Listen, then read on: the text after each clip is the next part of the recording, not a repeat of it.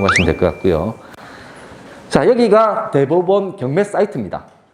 뭐 한번 관심 있으신 분들은 한 번씩 다 들어가 보셨을 텐데, 지금 뭐 유료 사이트 혹시 내가 보고 있다 하시는 분 있으세요? 손 한번 들어보시겠어요? 내가 보고 있는 유료 사이트가 있다. 이거 뭐 부끄러운 거 아닙니다. 뭐 범죄 행위도 아니고 드시면 돼요. 아무도 안 계세요? 한 분? 두 분, 세 분. 세 분 정도 계시네요. 그러면 사이트는 나는 뭐 경매 사이트는 전혀 아무것도 회원으로 가입되어 있는 것도 없고 무료 사이트도 없다. 손 들어보세요.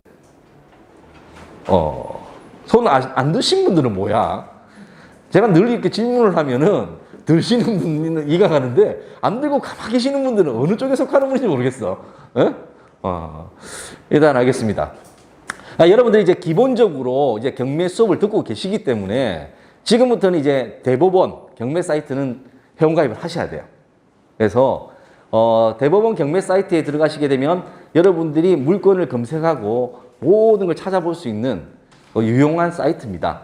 근데 여러분들이 이제 대부분 이제 유료 사이트들이 권리 분석도 잘 돼 있고 보기 아주 편하게 또 자료들이 방대해요. 그러다 보니까 유료 사이트들 많이 가입을 하고 계신데 사이트들 그래 들어가실 필요 없습니다. 또 그러고 아예 고수가 되면요, 그 유료 사이트가 또 필요가 없어요. 일반 사이트 가지고도 충분히 무료 사이트만 운영을 해도 충분히 보실 수가 있거든요. 그래서 법원 오늘 숙제입니다. 이제 돌아가시면 대법원 경매 사이트를 회원 가입을 다 하셔야 됩니다. 자, 대법원 경매 사이트에서 물건 검색을 하시게 되면요, 바로 이런 내용들이 물건 검색에서 나옵니다. 자, 여기서 보면 자, 세 개의 카테고리가 나오죠. 사건 내역이라는 게 나오고 기일 내역이라는 게 나오고 송달 내역이라고 나옵니다. 쉽게 말씀드리면 사건은 사건 기본 내역, 이 사건에 대한 게 나오는 거예요. 청구 금액이 얼마고 부동산인 강제 경매에 의해서 이루어졌고 접수 일자가 이렇고 경매 개시 결정 일자가 이렇다. 뭐 그리고 이 사건에 대한 개요가 이렇게 나오겠죠. 그다음에 기일 내역을 이렇게 살펴보시면 매각 기일부터 매각 결정 기일, 법원에서 진행되는 기간에 대한 부분들이 이렇게 다 일목요연하게 이렇게 나타납니다. 자, 이제 이게 물건 송달 내역인데요. 자, 여러분들이 이 부분을 다른 부분은 유료 사이트들을 보셔도 돼요. 근데 이 부분은 뭐냐면 유료 사이트에서도 놓칠 수 있는 걸 꼭 이 사이트 여기를 통해서 확인을 하셔야 될 게 있습니다. 뭐냐면 유료 사이트들에서 정보가 빨리 좀 업데이트 되는 것들은 즉각 알림을 해놓으면 날라오거든요. 근데 그 전에 이미 요런 송달 내역을 갖고 여러분들이 이 사건이 취하가 될지 변경이 될지 하는 걸 미리 예측이 가능합니다. 그러니까 예를 들면 내일 모레 경매 입찰일이에요. 근데 어제 보니까 뭐 보완 서류 사실 조회 이런 송달을 했단 말이에요. 그럼 뭐가 잘못됐기 때문에 확인을 하라고 보정을 하라는 명령 아닙니까? 그럼 어떻게 되겠습니까? 경매 그대로 진행되겠습니까?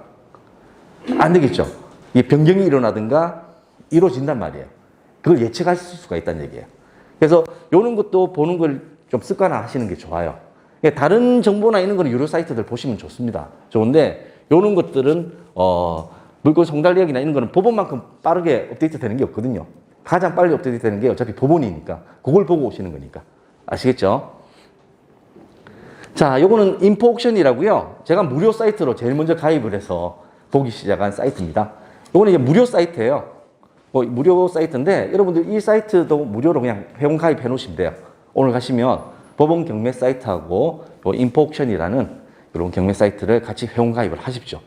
하시고 여기는 뭐 물건별로 이렇게 검색 지역, 최저가, 용도, 면적에 따라서 검색을 하실 수가 있어요. 근데 뭐 유료 사이트만큼 물론 이렇게 상세 검색이나 뭐 특정화시킨 검색은 하지는 못합니다만은 나름대로 이것만 가지고도 충분히 여러분들 공부하시면서 하실 수가 있으니까 그렇게 하시면 될 것 같습니다. 자, 인포옥션에 대해서 여기 지금 한 개의 물건을 갖다가 저희가 띄워본 거예요. 띄워본 건데 여기도 보시면 웬만한 내용들은 다 들어있습니다. 뭐 감정평가서 있죠. 현황조사서 있죠. 물건 명세서 있죠. 사건 내역, 기일 내역, 물건 접수 송달, 부동산 표시 목록, 임대차 점유 관계 다 나와 있습니다.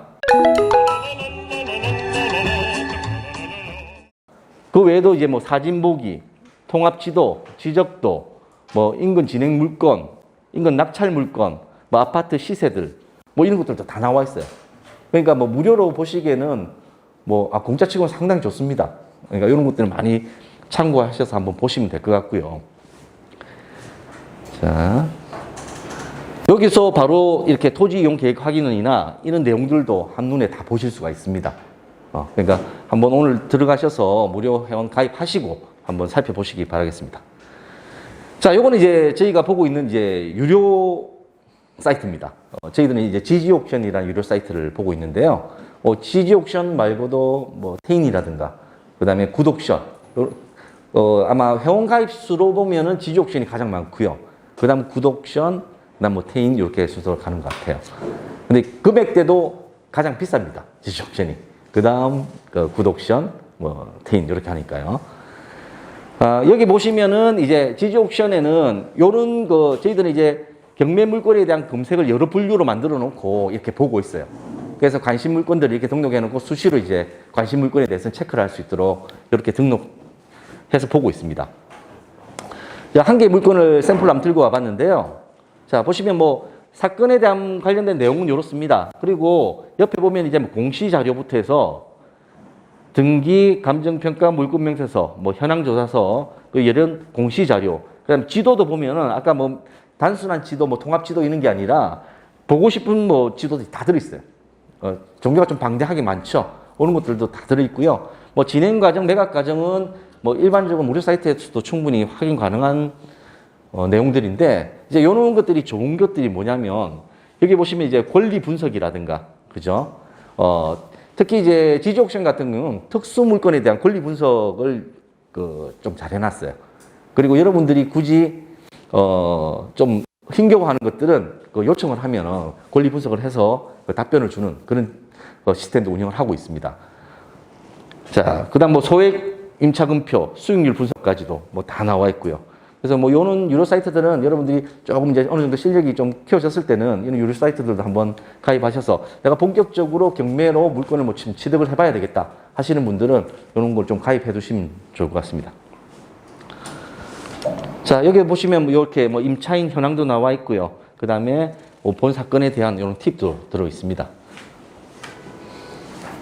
자, 예상 배당 순서, 뭐 배당에 대한 부분도 이렇게 친절하게 계산을 해서 표시를 해놨고요. 가격 정보, 그 다음에 인근 물건들에 대한 시세 같은 것도 이렇게 다 조사를 해서 올려놨습니다. 자, 뭐 실거래 사례에 대한 부분도 나와 있고요. 여기는 매각 통계가 나와 있어요. 그래서 이 부분이 예를 들면 대표적인 세 개에 대한 이제 경매 사이트들 있지 않습니까? 그럼 그 경매 사이트들에 대해서 이렇게 조회수 통계가 가능해요. 그러니까 오늘 몇 번 누가 들어왔냐 이거죠. 몇 번 들어와서 이 물건이 관심도가 많은 것 같으면 조회수가 상당히 높겠죠.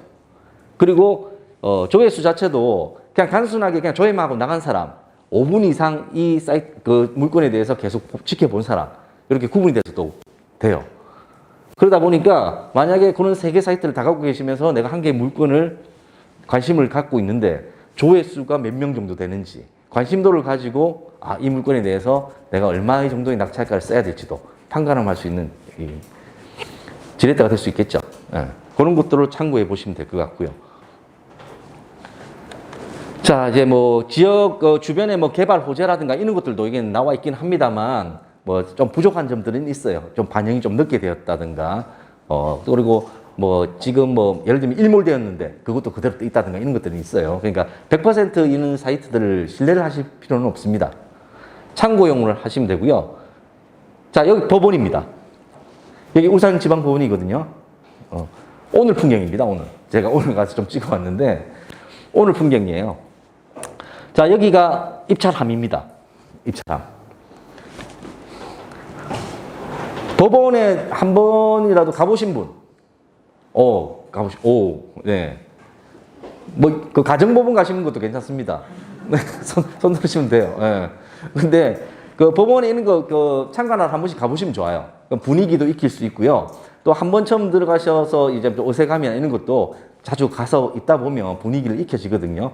그 장소를 지배를 해야지 본인이 낙찰가도 정할 때 아주 여유롭게 정할 수가 있습니다.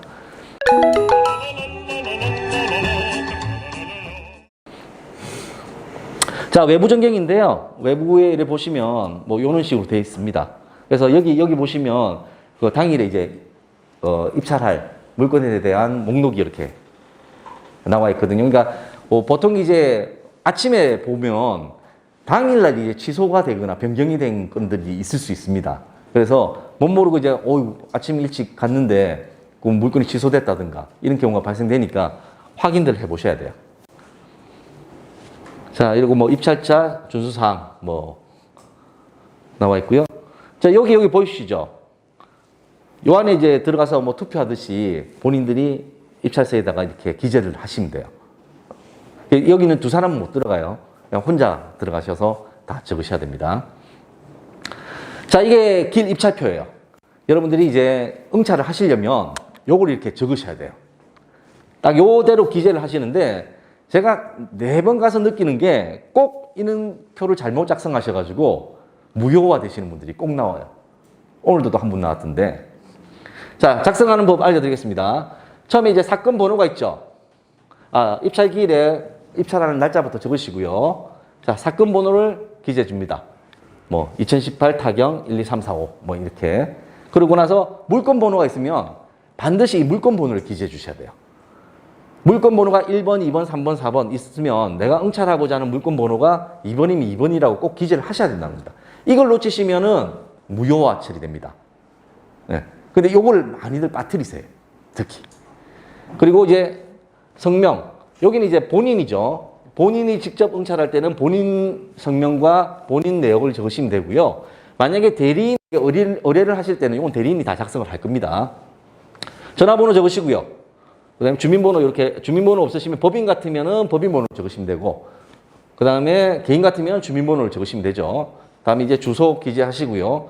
대리인 같으면 대리인 성함 적으시고, 본인과의 관계는 대리인이나 작성하시면 되고요. 주민번호 적으시고, 전화번호 적으시고, 그리고 주소 적으시면 됩니다. 자, 그 다음에 하셔야 될 게, 이제 그 입찰 가격을 적으시는데, 그거보다 우선돼야 될 게 보증금 금액을 적으셔야 돼요. 보증금 금액이 10% 같으면 그 10%를 뭐 한 장짜리 수표로 가져가셔도 되고, 현금으로 가져가셔도 되고, 다 됩니다. 단, 예를 들면 10%의 금액을 가져가셔야 되는데, 딱 맞게끔 수표를 끊어가시면 한 장으로 가져가시면 되겠죠. 근데 그거보다 많아도 상관없습니다. 넉넉하게 끊어가시는 거는 상관이 없어요. 근데 10원이라도 모자라게 되면은 안 됩니다. 그러니까 정확하게 끊어가시는 게 중요하고요. 자, 여기에 이제 현금이냐 자기합 수표냐 이렇게 체크를 하시고, 그다음 여기는 원래 낙찰을 못 받고 폐찰되신 분들이 보증금을 찾아가시기 위해서 적는 난인데, 거기에서 다 낙찰하신 분들이 적으면서 일일이 사인하려면 힘들기 때문에 미리 이렇게 써놓습니다. 미리 써놓고 도장만 꽝 찍고 그냥 받아가면 돼요. 아시겠죠? 예. 자, 이렇게 하시고 도장을 이렇게 찍으시고요. 자, 요거는 이제 위임장인데, 본인이 직접 입찰을 하지 않고 위임이 맡길 경우, 요 부분이 위임자들이 간혹 보면 여기에 대리인란을 많이 빠뜨려요. 그래서 본인란만 이렇게 적고 대리인란에는 빠뜨려가지고 이것도 무효화 처리되는 경우가 많습니다. 자, 주민번호 적으시고요. 전화번호 적고 다시 주소 적으시고요.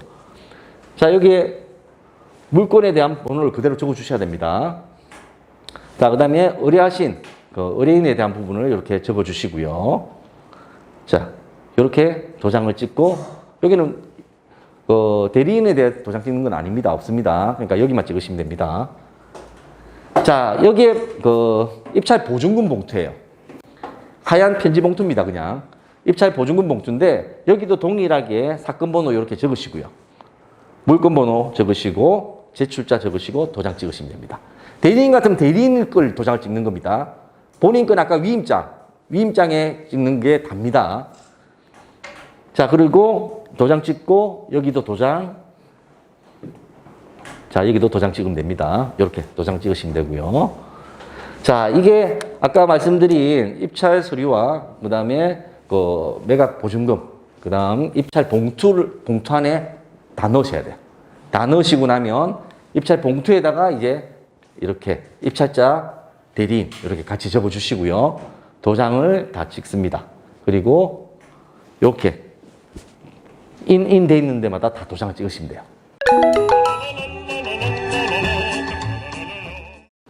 다 찍으시고 마지막으로 이걸 접어서 요 네모칸이 있죠. 요걸 이제 스탬프를 딱 찍는 날입니다. 스탬프를 딱 찍고 가져가시면 이렇게 딱 절치를 해서 그 집행관이 도장을 꽝꽝 찍어줍니다. 그러면 요 표만 딱 쥐고 계시면서 나중에 결과치를 보시면 돼요. 요게 왜 필요하냐면요. 나중에 본인이 폐찰이 됐을 경우에는 요걸 제출을 하고 신분증하고 제출하고 보증금 찾아가야 됩니다. 그러니까 이거 잃어버리시면 안 되거든요. 그러니까 신분증하고 신분증 반드시 챙기셔야 되고요. 자, 이제 저희가 본격적으로 말씀드린 권리 분석에 대해서 이제 배워보도록 하겠습니다. 제가 이제 권리 분석은 이제 누구나 할 수 있는 거라고 표현을 해놨습니다. 자, 권리 분석에 앞서 여러분들이 이제 등기부등본을 기본적으로 보실 줄 아셔야 되는데, 뭐 등기부등본 나 태어나서 한 번도 안 봤다 계십니까? 아무도 안 계시네. 이거는 등기부등본을 한 번씩은 다 보셨나 봐요. 그 다 지분 갖고 계신가 봐요. 자, 이렇게 보시면 이게 등기부등본입니다. 자, 등기부등본인데 이렇게 보시면 표제부, 갑구 이렇게 되어 있죠. 자, 여기는 을구입니다. 이렇게 되어 있어요. 그리고 발급 연도 나오죠. 이걸 발급 받으시게 되면 이제 발급일이 나오게 되는데, 경매 예를 들면 여러분들이 그 인감증명 같은 서류를 제출할 때는 그 관공서마다 그 기간이라는 게 있습니다. 그래서 경매에 필요한 예를 들면 위임장에 들어가는 인감이나 이런 건 6개월을 경과하면 안 돼요. 6개월을 경과한 걸 또 갖고 오셔가지고 낙찰 받으시고도 못 받아가시는 분들 많아요. 취소되시거든요. 그리고 보통 이제 그 뭐 부동산 매매용이라든가 이런 거는 3개월을 넘어가면 안 돼요. 그런 건데 참고로 하시면 되고요. 자, 보시다시피 그래 등기부등본에는 이제 표제부, 갑구, 을구 이렇게 나눠져 있습니다. 그래서 표제부에는요, 부동산에 관한 표시상, 이 땅의 면적은 얼마고 지목은 뭐고, 그러니까 부동산에 대한 표시상에 대해서 적혀 있습니다. 그리고 갑구 부분에는 뭐 여기 또 소재, 지번 이런 것들이 적혀 있다는 거고요. 갑구 부분에는 이제 소유권에 관한 사항이 적혀 있어요. 그리고 을구 부분에는 소유권 외의 사항이 적혀 있습니다. 그래서 갑구에 이제 소유권 이전 공유자, 뭐 압류, 가압류, 뭐 경매 개시 결정 이런 내용들이 표기가 됩니다. 그다음에 을구에는 이제 건저당, 저당, 지상권, 뭐 전세권 이런 무슨 권 하는 것들이 여기 다 적히게 돼요. 자, 보시면 이렇게 요거는 이제 그 등기부등본을 떼실 때 여러분들 그 요약본을 항상 체크를 하셔가지고 떼셔야 돼요. 그러면 그 표제부, 갑구, 을구에 대한 걸 싹 요약해서 한 장으로 이렇게 앞에 딱 출력을 해줍니다. 그래서 그걸 앞에 딱 처리를 하게 되면 그 한 장으로 요약된 걸 다 보실 수가 있거든요. 그러니까 표제부, 갑구, 을구 뒤비면서 다 이렇게 체크하시는 것보다 이렇게 요약본을 갖다가 이렇게 딱 보시게 되면 한 장에 이렇게 다 정리가 돼서 보실 수가 있어요. 그렇죠. 표제부 요약본을 딱 보시면 이제 표제부에 소재지, 건물명, 면적 등이 들어가고요. 이제 갑구에는 소유권에 관한 내용이 들어갑니다. 그리고 을구에는 소유권 이외의 권리 내용에 대해서 이렇게 기재가 된다고 보시면 되고요. 자, 이제 갑구에 들어가는 것들은 여러분들 아까 제가 이제 부동산 용어에 대해서 좀 공부를 하고 보시면 더 이해가 쉬우실 텐데, 일단 보시면 이렇게 뭐 압류라든가 가압류, 가처분, 경매 신청 등기, 예고 등기 아까 말씀드린 가등기 이런 것들이 다 갑구에 표기가 돼요. 이런 것들은 을구나 다른 구로 가는 게 아닙니다. 갑구에만 표기되는 것들이에요. 그러니까 이게 소유권하고 관계가 있다는 얘기죠. 예? 그러니까 압류, 가압류, 가처분 이런 것도 다 소유권하고 관계가 있다는 거예요. 자, 다시 말해 이제 갑구. 자, 이렇습니다. 갑구에는 소유권 제일 먼저는 이제 등기가 들어가게 되면 소유권 보존 등기가 들어가겠죠. 건물에 대한 부분이든 땅에 대한 부분이든 소유권 보존 등기가 들어가고, 그다음에 이제 접수일자, 언제 이 건물에 대한 부분이 뭐 세워졌다, 등기가 만들어졌다는 접수일자가 되겠죠. 그다음에 권리자 및 기타 사항 이런 것들이 들어가게 됩니다.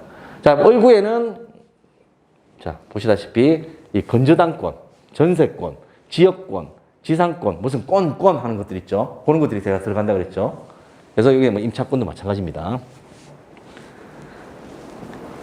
자, 일단 뭐 그게 어떤 의미인지는 나중에 용어를 보시고 그 용어에 대해서 이 구에는 이거고 얼구에는 각구에는 이거고 얼구에는 이거다. 그런 것들만 이제 눈여겨 보시면 돼요. 자, 얼구에 마찬가지로 등기 목적이 있고요. 여기 보면 근저당권 돼 있죠. 근저당권. 대부분 뭐 근저당권 이렇게 생각하시면 됩니다.